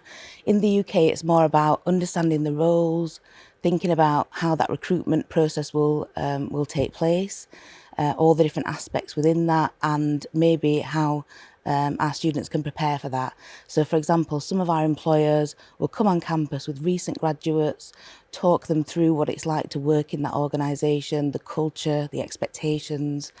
They might even bring in something like gamification assessments so that our students can practice those at our careers fairs, and really just to understand what it might be like to work with that organisation. We are actually the third most targeted university in the UK by some of the top employers in the UK. That was from some research last year that came out. So that means that lots of the top employers are actually on campus in our fairs. Those can range from our finance management fairs to veterinary schools to science, technology and engineering. So there's a whole host of different fairs that are available for all of our students. In addition to that, employers often come on campus and offer events to help our students with skill development. Students can book onto that through our online portal. And we also have lots of ways that our students can engage with employers. So we offer micro internships, which are 2-week placement opportunities where students can undertake a project just for 2 weeks with an employer, gaining skills in research, analytical skills, communication skills, team working, and maybe just meeting a deadline on time as well. Postgraduate Placements Nottingham is a scheme that we run in the university specifically for postgraduates. That would offer our students about 100 to 200 hours of work with an employer, and we're really aiming for those higher level skills, so analytical skills, research, being able to independently work on a project for an organisation. So they're great ways, they're paid opportunities and great ways for our students to engage with employers. In addition to that, we also have other in-curricular and outside of curricular activities. So some of our students will choose to do their dissertation as a project for an employer. So they will undertake research for an employer, solve a problem that they might have, but also gain credit in their course for that kind of activity. And we also offer activities outside of the course. So we have a programme called our Digital Marketing Academy. So that is a programme where students work for about 3 months. They'll gain qualifications in things like digital skills, search engine optimization, maybe Google Analytics qualifications. They'll also work with employers who are working in the digital marketing space to gain insights and experience, and then they'll at the final stage of that project they'll work with that employer to solve a problem for them. There's another programme we have called the Nottingham Consulting Challenge, and within that's a 6-week programme, a chance for our students to work in a group project with employers to solve a problem for them. So that would be getting a chance to work with lots of other students from across the university, developing communication skills, team working, analytical skills, producing a presentation right at the end of that and alongside a report. So there are so many opportunities. Our students won't be able to do all of them, but they will hopefully be able to fit something in around their studies. And what are some of the resources that they can access from the Careers Service whilst they're studying? Yeah, we've got a really good wealth of resources for our students. So these can range from anything like the diagnostic tools I talked about earlier. So that might be the Myers-Briggs type indicator, personality profiling. A lot of our careers consultants are trained in strengths profiling as well, so that's a way that we can help students to understand themselves better. We also have some more practical resources to help with things like recruitment and selection processes. So we've invested in AI CV reading software. That's really helped our students to understand how their CV might be read by an employer, and to hopefully help them to pass through that process more easily. It's also helped the careers team to understand what employers are doing in terms of screening those CVs and applications. So that's one aspect. We also then have employer testing software. So our students can get experience of doing situational judgment tests, which are very common with employers, numerical tests, logical reasoning, a whole host of different assessments that might be presented to them in a recruitment exercise. They'll do the assessment, find out whether they are going too quickly and not very accurately, or vice versa. They'll also get feedback on their answers, and that will allow them to hopefully get the right answer next time. There's lots of feedback on what the correct answer might be. So hopefully that will allow our students to increase their performance in employer tests. We have video interview resources, which again give AI feedback, but also feedback from one of our careers consultants. And those video interviews can be tailored around specific job roles. So if a student's going for a specific job, it's actually going to be a video interview. We can tailor that interview to be a realistic kind of simulation of what might happen. That will always be subsidised with feedback from our careers consultants to make sure that students can really improve their performance in things like interviews. And do you offer any support for international students or students that don't want to work in the UK when they graduate? Yes, we have some specific support packages that will help our students if they are looking for work in the UK but don't have the permanent right to work in the UK. It will help them to identify at least 300 employers who have been hiring consistently international graduates over the last 3 to 4 years. That will cover a range of different sectors. We are also well versed in visa and immigration rules, so we work closely with immigration advisors, solicitors, and also with the visa and immigration team within the university. So we make sure that all of our staff are really well trained in that area of work, so we can provide information to our students to really help them to maximise their chances of being employed within the UK under the rules and regulations that are in place. If you're wanting to work outside the UK, we also host a range of events, information and resources to support. So we have a package of support which will allow our students to see things like CV conventions, labour market information for lots of different countries and cities overseas. That will help them to then make their applications more effective. And we build relationships with lots of overseas employers. So, for example, next month we're hosting the Asia Career Insights programme for our students. That's 4 days of employer talks from Chinese employers, those from Southeast Asia, Hong Kong and Singapore. So lots of opportunities for our students, even if they want to work overseas. We regularly also host information sessions to our students about working overseas. So we have a China Connect, India Connect and Africa Connect programme that I've been involved in, and that has involved employers and people with labour market insights for overseas countries to come back and provide advice to our students and to our graduates as well.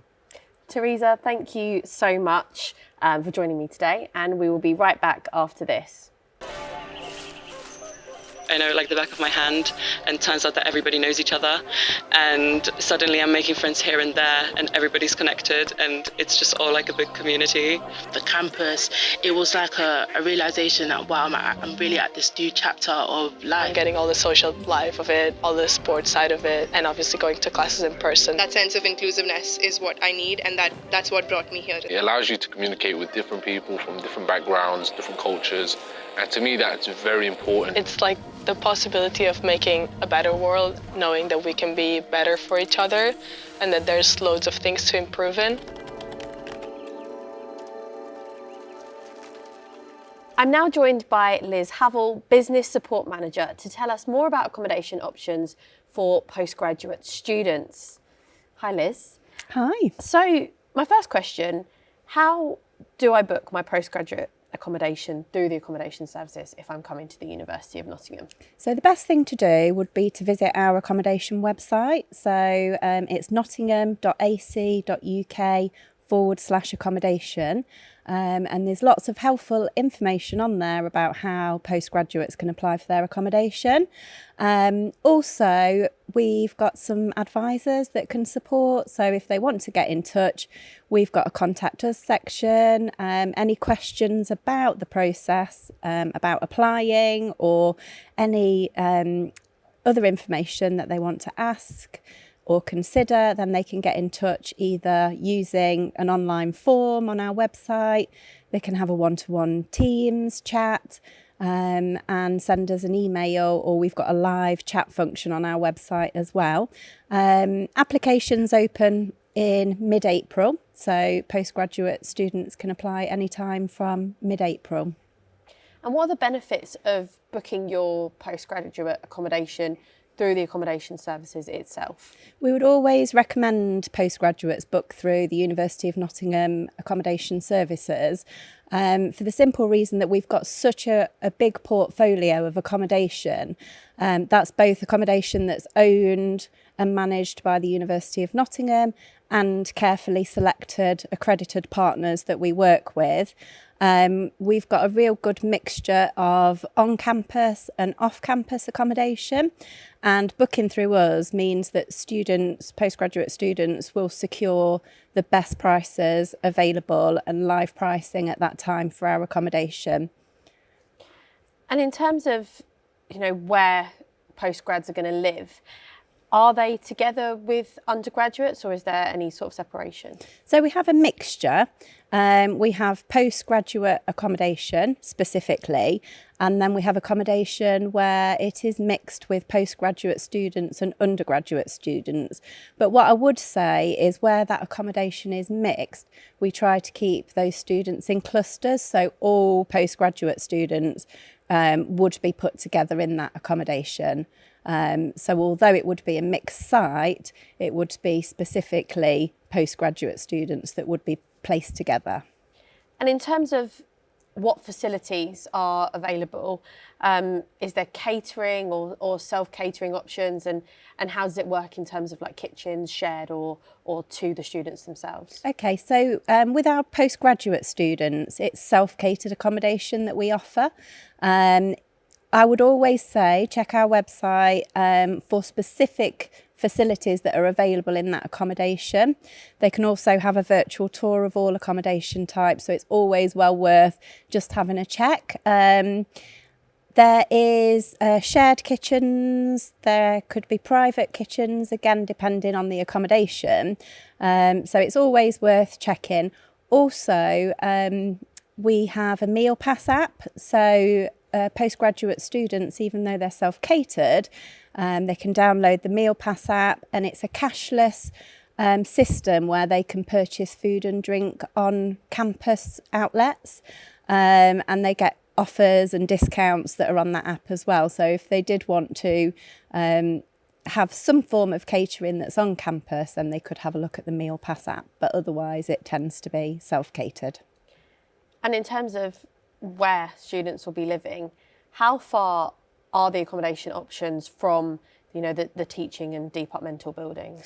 What I'll say is that we're an on-campus university, and we've got that on-campus accommodation. So we've got accommodation that can be selected that's very close to academic buildings. We've got off-campus accommodation. You could stay on one campus but study on another campus. So it really is choice. So I would always say check where the academic building is, check where the accommodation is, and you'll be able to do a check on the internet just to find out what the exact distance is for that property. But everything is accessible within reason. So we run if you are further out and you're off campus, we've got the hopper buses that run between all of the university campuses, so Sutton Bonington, Kings Meadow campus, University Park, Jubilee, the Royal Derby Hospital. So students have got access to those buses, and we've got great public transport in Nottingham as well. But I would say that most things are fairly close to academic buildings, but it just depends on the specifics of which accommodation and which academic building. And how can students find out how much each different type of accommodation will cost them? So again, I would say visit our website, so nottingham.ac.uk/accommodation. We've got all of our pricing on there. You can filter through accommodation, so you can filter specific postgraduate accommodation, and you will get all of the licence terms. You'll get the virtual tours and the pricing that's on the website. Postgraduate licences tend to be based on 51 weeks. So it's always worth having a look at the licence term, and depending on what you want from your accommodation would depend on the cost of the accommodation. But we try to offer reasonable accommodation for most budgets. And once again, if students, postgraduate students, are booking through the university website, then they've got access to the best prices at that time. And what's in place to help students settle into postgrad life once they're settled in their accommodation? So once they're settled in accommodation, we've got our residential experience team that are ready to support them. So our residential experience team, they can run activities, social activities. They can get postgraduate students involved in networking with other students and making friends. And then also we've got a dedicated wellbeing team. So there's lots of support once settled into our accommodation. We've got our welcome points for our halls teams. So if postgraduate students are staying on campus, they're able to access support through our welcome points. Our third parties have dedicated teams of staff that are available to support security and residential support staff. Liz, thank you very much for that. And we will be right back after this.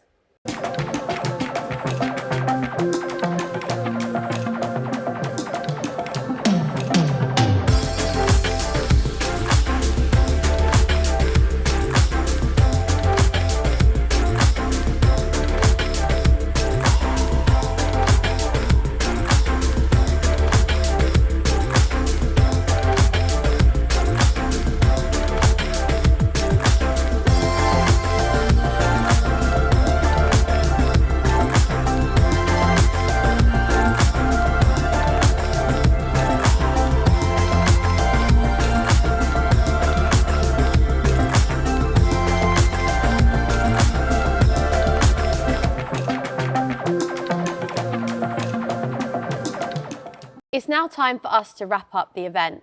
We hope that you've enjoyed it as much as we have and that you've now got a greater feel for what studying at the University of Nottingham is like. There was a lot of information in the event today, but don't worry. You'll be able to watch this video back on the same link you used to access today's event shortly after it finishes. If you've asked any questions, you'll get a direct reply from our team. So keep an eye on Slido for a response if you haven't had one already. And remember, you can find out more about anything we've covered today by visiting the website. Thank you for joining us today. And we hope to see you at the University of Nottingham very soon.